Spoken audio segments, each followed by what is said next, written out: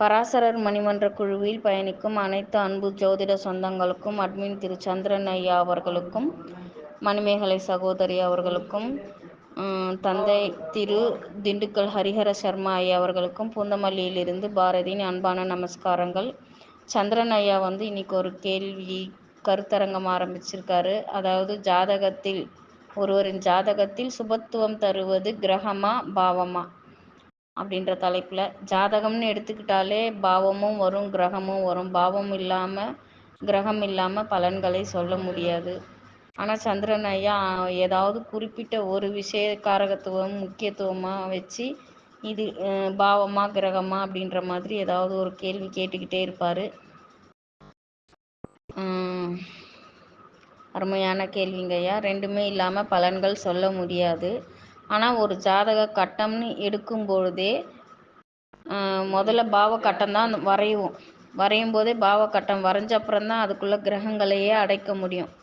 அதனால் பாவம்தான் சிறப்பு அப்படிங்கிறது என்னுடைய கருத்துங்க. சுபத்துவம் தருவது பாவம்தான். கிரகம் இல்லாமையும் சொல்ல முடியாது. ஆனாலும் இருந்தாலும் பாவமாக கிரகமானு வரும்போது பாவம்தான் நான் சொல்லுவேங்க ஐயா. இப்போது ஒருவரின் ஜாதகம் அப்போது ஆரம்பிக்கும் போதே லக்னம்னு ஆரம்பிப்போம். அந்த லக்னம் போடுற இடம்தான் முதல் பாவமாகவே வரும். முதல் பாவம், 2ஆம் பாவம், 3ஆம் பாவம், 4ஆம் பாவம். அப்போது முதல் பாவத்தில் இருக்கிற கிரகங்களை வச்சு தான் அவருடைய குணநலன்களையே சொல்லுவோம்.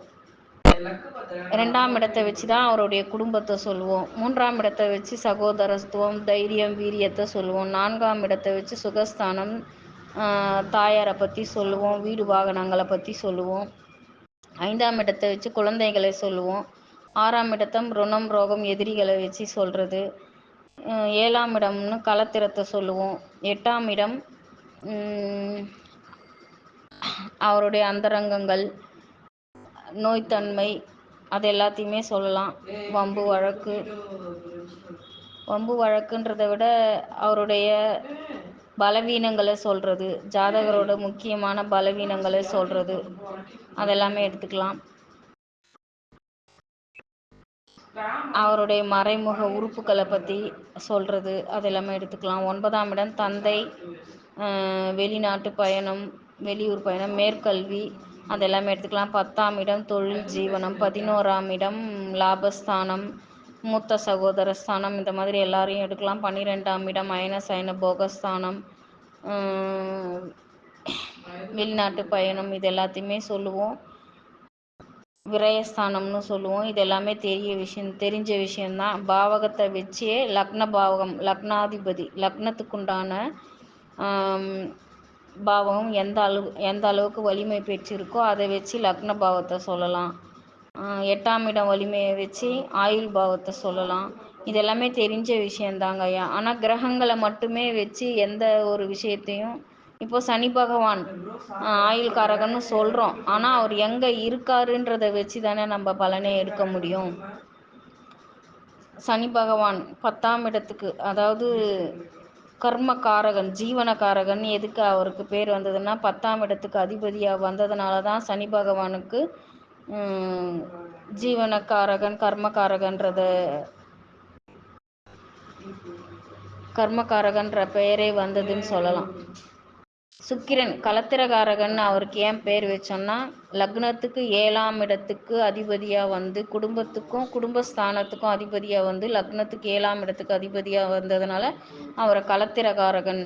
திருமணம்னாலே சுக்கிரனை ஏன் பார்க்குறோன்னாலே அந்த 2க்கும் 7க்கும் உரியவராக வந்ததுனால தான் சுக்கிரனை களத்திரகாரகமாக வச்சோம்.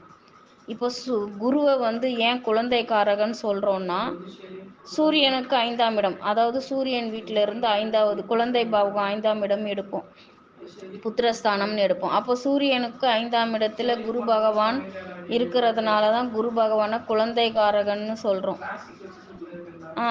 சூரியனை ஏன் தந்தைக்காரகன் சொல்கிறோன்னா, குரு பகவானுக்கு, அந்த குழந்தைக்காரகனுக்கு 9ஆம் இடத்தில் சூரியன், அப்போ சூரியனை தந்தைக்காரகன்னு சொல்கிறோம்.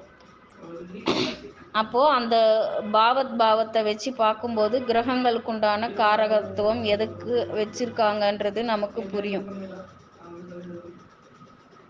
ஒருவருடைய சுகஸ்தானத்தை 4ஆம் இடத்தை வச்சே சொல்லிடலாம். ஆனால் எந்த கிரகத்தை வச்சு அவருடைய சுகஸ்தானத்தை சொல்ல முடியும்? 4ஆம் இடத்து அதிபதி சந்திரனா சூரியனா? ஒவ்வொரு லக்னத்துக்கும் 4ஆம் இடத்து அதிபதி சுகஸ்தானாதிபதி மாறுபடுவார்கள் இல்லையா?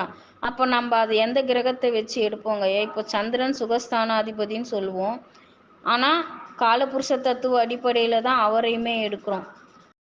இப்போ ஒருத்தருக்கு மிதுன லக்னமா இருந்துட்டோம்னு வச்சுக்கோங்களேன், சுகஸ்தானாதிபதி தாய்க்கு காரகர்னு புதனை எடுப்போம் 4ஆம் இடத்தை வச்சு. ஆனால் சந்திரனை வச்சு தான் சொல்லணும் எந்த இடத்துல இருக்காங்க, 6 8 மறைஞ்சிருக்காங்களா, நல்ல நிலைமையில் இருக்காங்களா, அதெல்லாம் வச்சு பார்க்கும்போது நம்ம பாவக கட்டத்தை வச்சு தான் அந்த சந்திரனுடைய நிலைமையை அறிய முடியும், சூரியனுடைய நிலைமையை அறிய முடியும். இப்போது தந்தை சூரியன் போது தந்தைக்கு பின்னாடி சந்திரனுடைய வீடு இருக்கிறதுனால அந்த 12ஆம் பாவத்தில், அதாவது ஒரு கணவனுக்கு பின்னாடி தான் மனைவியே வழி நடத்தி போவாங்க. அந்த மாதிரி சூரியனுக்கு விரயஸ்தானத்தில் சந்திரன் இருக்கிறதுனால தான் அந்த சந்திரனுக்கு தாய் கிரகம், தந்தைக்கு 12ஆம் இடத்தில் சந்திரன். அப்போ தந்தையே பின்னோக்கி தான் அவங்கள அனுசரித்து தான் தாய் போக முடியும். அதனால தான் அவருக்கு தாய்க்காரகன்னு பெயர் வச்சாங்க. இந்த மாதிரி ஒவ்வொரு பாவத்துக்கும் நம்ம எடுத்துக்கிட்டே வரலாம். இப்போது ஒருத்தர் பிரதமை திதியில் பிறந்திருக்காங்கன்னு வச்சுக்கோங்களேன், பிரதமை திதி முதல் திதின்னு சொல்கிறோம். ஆனால் பிரதமை திதிக்கு துலாமும் மகரமும் தான் திதி சூன்யமாக வரும். அதை வச்சே ஒரு லக்னத்துக்கு 7ஆம் இடம், அதாவது காலபுருஷனுக்கு 7ம் காலபுருஷனுக்கு 10ம் திதி சூன்யமாக வரும். அப்போ அவங்களுக்கு 7ஆம் இடம் தொழில், அவங்களுடைய பிரச்சனையை நம்ம ஒன்று திருமணம் நல்லா இருந்தால் தொழில் நல்லா இருக்காது, தொழில் நல்லா இருந்தால் திருமணம் நல்லா இருக்காது, அங்கேயே நம்ம எடுத்துடலாம். அதே போல் சப்தமி திதியில் பிறந்திருக்காங்கன்னு வச்சுக்கோங்களேன், காலபுருஷனுக்கு 4 காலபுருஷனுக்கு 9 இங்கே திதி சூன்யமாக வரும். இப்போது அந்த அந்த குழந்தை சப்தமி திதியில் பிறந்த குழந்தைய கௌரவ அனாதைன்னு சொல்லுவோம். எதனால் சொல்லுவோம்? எல்லா வசதிகளும் இருக்கும், ஆனால் யாரோ ஒருத்தர் பிரிஞ்சு இருப்பாங்க. பொருளாதாரம் இருக்கும், பொருளாதாரம் தாய் தந்தையை விட்டு தாயோ தந்தையோ யாரையாவது பிரிஞ்சு இருப்பாங்க. கண்டிப்பாக அவங்கள பிரிஞ்சு இருந்தால் மட்டும்தான் அவங்களுடைய வாழ்க்கையும் சிறப்பாக அமையும் அப்படின்னு சொல்லலாம். அப்போது நம்ம இங்கே சந்திரனையோ சூரியனையோ தாய் தந்தை பிரிஞ்சிருக்காங்களா அப்படின்னு தாயையோ சந்திரனே சூரியனை பார்க்க தேவையே இல்லை. காலபுருஷனுக்கு 4 7 பார்த்தாலே போதும்.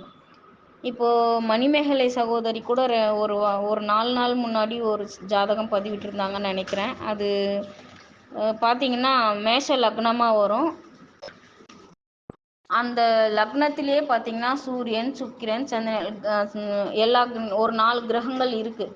அப்போ சந்திரனை சொல்லியிருக்காங்க வெறும் இடத்தை வச்சு பலனே சொல்ல முடியாது, கிரகங்கள் இருந்தால் தான் பலனே சொல்ல முடியும். அப்போ அங்கே பாருங்கள், அந்த ஜாதகருக்கு லக்னத்திலே 4 கிரகங்கள் இருக்குது. சூரியன் உச்சம், குரு சுக்கிரன் எல்லாமே லக்னத்தில் இருக்குது. அது லக்னம்ன்றது அசுப பாவம் கூட கிடையாது. ஆனால் இங்கே குரு திதி சூன்யமாக வந்திருக்காரு. குரு இருக்கிறது பரணி நட்சத்திரத்தில் இருக்கும். அதே சாரத்தில் 7ஆம் அதிபதி 2க்கும் 7க்கும் உரியவர் சுயச்சாரம் வாங்கி குருவும் சுக்கிரனும் ஒரே சாரத்தில் பரணியில் இருக்காங்கன்னு நினைக்கிறேன் நான். அது அந்த மாதிரி இருக்கும்போது ஏன் அவருக்கு சூரியன் அந்த ஜாதகர் நல்ல வலுவாக தானே இருக்கணும், ஏன் அவருக்கு எந்த செயல்பாடுமே இல்லாமல் மற்றவங்களோட உதவியில் இருக்காங்க? அந்த தலைபாவகம் அங்கே கெட்டு இருக்குது. லக்ன பாவகம் அங்கே சூரியன் திதி சூன்யமாகி திதி சூன்யாதிபதி இருக்கிற அதே அதாவது திதி சூன்யம், அது இருட்டு பாவம்னு சொல்லுவோம். அவரே வைநாசிக அதிபதியாகவும் வர்றாரு. குருவே அங்கே திதி சூன்யாதிபதியும் வர்றாரு, வைநாசிக அதிபதியாகவும் வர்றாரு. அந்த மாதிரி லக்ன பாவகத்திலேயே இருக்கிறதுனால அந்த குழந்தையால் எதுவுமே செய்ய முடியல. சுக்கிரன் கலத்திரகாரகன் லக்னத்திலேயே இருக்கிறாரு, ஏன் அவர் செயல்படாமல் வச்சது? அப்போது அந்த கிரகங்கள் எல்லாமே அங்கே பாதிச்சிருச்சு, திதி சூன்யம் அடைஞ்சிருச்சு. அதை வச்சே நம்ம பாதிப்பை எடுத்துக்கலாமே. 4 கிரகங்கள் லக்னத்தில் இருந்தாலும் அவர் அந்த அந்த ஜாதகரை இயக்க வைக்கல. 4 கிரகங்கள் இருக்கும்போது அவர் சிறப்பாக செயல்பட வச்சிருக்கலாம். ஆனால் அந்த பாவம் லக்ன பாவமை இழந்துடுச்சுன்னு தான் சொல்லணும். குரு திதிசூன்யம் ஆகி அந்த இடத்துல இருந்ததுனால தான் லக்ன பாவமே கெட்டு போச்சு. அப்போ அவருக்கு தலையில பிரச்சனைங்கிறது லக்னத்தை வச்சு தான் சொல்ல முடிஞ்சுது. இப்போ இன்னைக்கு ஒரு ஜாதகம் பதிவிட்டிருந்தாங்க. அந்த ஜாதகத்துல பாத்தீங்கன்னா அவருடைய லக்னத்துக்கு 5ஆம் இடத்துல வைநாசிக புள்ளி வருது. வைநாசிக அதிபதியாகவும் வந்து அந்த தசை நடத்தும் போது அந்த பிரச்சனையை கொடுக்குது. எந்த பாவம்னு எடுக்கும்போது நம்ம எந்த உறுப்புல பிரச்சனை, எங்க பிரச்சனை அப்படின்லாம் எடுக்கணும்னா கண்டிப்பா பாவம் தேவைப்படும். அதனால பாவமே சிறந்தது. ஒரு ஜாதகத்தை சுபத்துவத்தை கணிக்கணும்.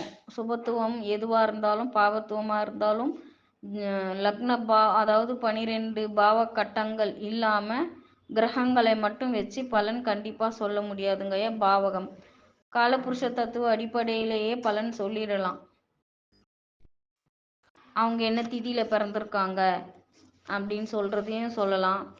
அந்த திதி எந்தெந்த காலபுருஷ தத்துவ அடிப்படையில் எந்த கிரகங்கள் எந்த பாவத்துவம் எந்த பாவம் பாதிச்சிருக்கு அப்படின்ற அடிப்படையிலேயே நம்ம எடுத்து பலன் சொல்லலாம். இப்போ சுக்கிரன் எல்லா இடத்துலையுமே நல்லது செஞ்சிருவாருன்னு நம்ம சொல்லவே முடியாது. சுக்கிரன் 6 8ல் இருந்தாலோ அவருக்கு திருமண வாழ்க்கை சிறப்பாகவே இருக்காது. அதே போல சந்திரன் எந்த இடத்துல இருந்தாலும் அவர் நல்லது செய்வாருன்னு சொல்லவே முடியாது. விரயஸ்தானத்தில் இருந்தால் தாயால் விரயங்கள் நடக்கும். 8ஆம் இடத்துல இருந்தால் தாய்க்கு தொந்தரவுகள் இருக்கும். இதெல்லாமே நம்ம பார்க்க வேண்டியிருக்கும். இப்போ செவ்வாய் வந்து லக்னத்துக்கு 6 8ல் இருந்தாங்கன்னு வச்சுக்கோங்களேன், அவங்களுக்கு சகோதரர் வழியில் எந்த தொந்தரவும் செவ்வாய் எந்த இடத்துல இருந்தாலும் இப்போ 4ஆம் இடத்துல 5ஆம் இடத்துல எங்கே இருக்காங்கன்னு பார்த்து தானே நம்ம பலன் சொல்ல முடியும். செவ்வாயை மட்டுமே வச்சு பலன் சொல்ல முடியுங்களா? 6 8 12 இந்த மாதிரி இடத்துல இருந்தாலே 6ஆம் இடத்துல இருந்தாலே சகோதரர் வழியில் வம்பு, பூமி சம்மந்தப்பட்ட விஷயத்தில் வம்பு வழக்குகள் எல்லாம் வரும் அவருக்கு. அந்த மாதிரிலாம் நம்ம எடுக்க வேண்டியது வருது இல்லைங்களா?